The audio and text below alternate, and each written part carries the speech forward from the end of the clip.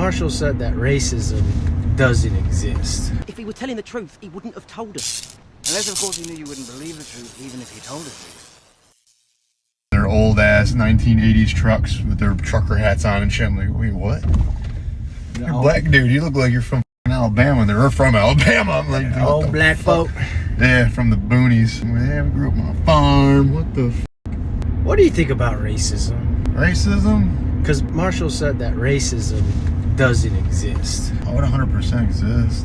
I said, Marshall, you are in your 60s and you're white. Just because I'm blind don't mean I'm dumb. How could this have happened? A black white supremacist. Yeah, of course. And you grew up in a really small hodunk town in Alabama. You've never left this property, have you, Mr. Bixby? No, sir, not in many years. What if I were to tell you that you are an African American? Sir, listen, I'm going to make this clear. I'm in no way, shape, or form involved in any room. You understand? Yes, sir, but... But nothing. Mr. Now, Dick- if you'll excuse me, I have a book signing to go to. Why don't you bring your media cameras over there if you want to see some real truth? Of course, racism doesn't exist in your town. Of course, racism didn't exist because there were no black people in your town. There were no Mexicans in your town. There were no Asians in your town, so there were no people to be racist to. Exactly. Y'all were Skin all color. nice to everybody because y'all were all white. Yeah. America's at war with Al Qaeda, but we're still losing the war against Al Sharpton. The Asian community was a target as well. Let's talk about Chinese people with their kung fu and all that silly chang chang chong talk. I can't understand you. Go back to your country, white power. But the second an Asian person comes along, y'all look like y'all freaking saw a damn alien. Show us your face. We want to see your face. Who said that? You want to see my face? Go on, brother. Do you want to see my face?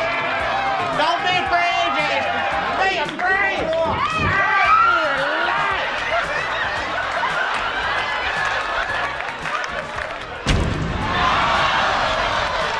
I know, they look. Like we just passed We just left that gas station and that guy in that orange shirt was looking at me so freaking Weird, like, He's like, what the hell is Asian hillbilly? What the hell am I saying right now?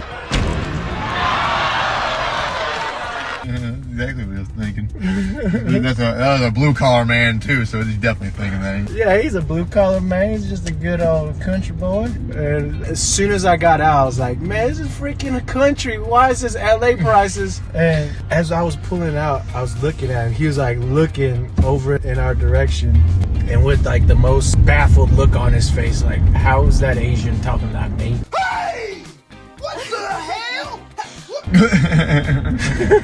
The Asian guy talking like me, man. What the hell? The hell? This ain't right. I'm white. He's Asian. The thing is like, there's different dimensions of racism, different kinds of racism. I mean, Southern racists and West Coast racists, very different. Really? Yeah, like racism that you experience on the West Coast and how it manifests versus how racism manifests in the South is very different because the people are different. There's no way around it, you know, your personalities are different. So how you actually manifest your racism, it's going to reflect off of your personality and the way that you grew up. That's true. And everyone in the West Coast is way different than people out here. They're very different. They're all It's the difference between city living and fucking rural living. very enabled and you know, educated. Yeah, exactly. You know, Educated. they're very educated because Very the good. Southern people aren't educated. Like, what the hell's wrong with you, man? The Southern people are just as smart as you freaking Californians.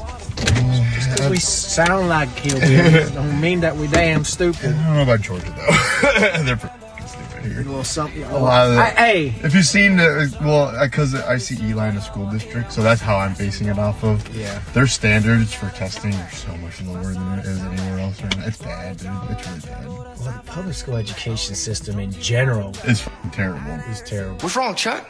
That's a terrible idea. Chuck, how about a Denver defense? Earlier was terrible. They need to be all over Kobe Bryant, just like we need to be all over Kim Jong-il. Kim Jong-il is nuts. He's gonna blow up the world because he's a knucklehead. Sure.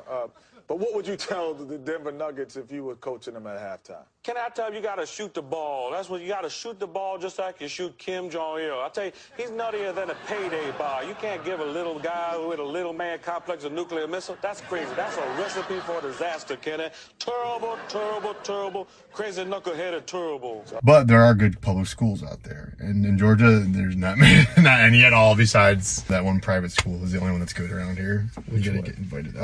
It's on Broad Street over there. One that's like 30 grand Purple, a yeah. year. It's like purple colors and shit. Where are they now? The offensive lineman whose life story was made into an Academy Award-winning film, The Blind Side. This is Michael Orr, and he did not have a traditional path to being a professional football player. Orr spent most of his life in and out of different schools and foster homes as his parents were never really in the picture. That is when the Tui family brought in Orr to give him the resources he needed to be successful. Happening tonight, a gospel response. Briarcrest Christian school leaders say they're holding training sessions to help parents discuss sexuality and gender identity. But advocates for the LGBTQ community say they should be trying to create safe spaces for all students. That we would even have this conversation in a school is beyond me. It's this message sent to parents at Briarcrest Christian School for a training session titled God Made Them Male and Female and It Was Good, a gospel response to culture's gender theory that has some concern.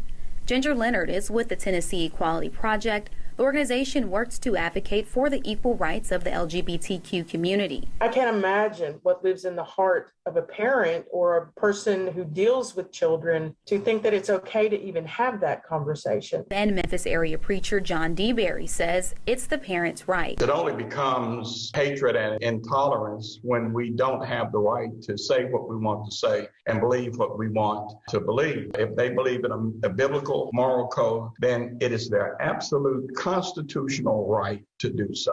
He says this is setting a potentially dangerous precedent. We're creating an environment and a culture to where if we don't all agree, if we don't walk the same path, if I disagree with you, then there's something wrong with me. Reporting in Memphis, Janae Lewis of WREG News Channel 3. Briarcrest emailed a statement to WREG that reads in part, quote, "We will continue to strive to teach our students what is true and just in light of God's word. We love people enough to tell them the truth about biblical sexuality." An LGBTQ organization out Memphis released a statement that reads in part, quote, "We condemn in the strongest possible terms this repugnant approach to youth education. We call on the administration of Briarcrest to open their eyes and acknowledge the harm they are inflicting." Racism does exist, right? Yes, it does. Let's get some Monster and we'll go pick up Marshall's chair.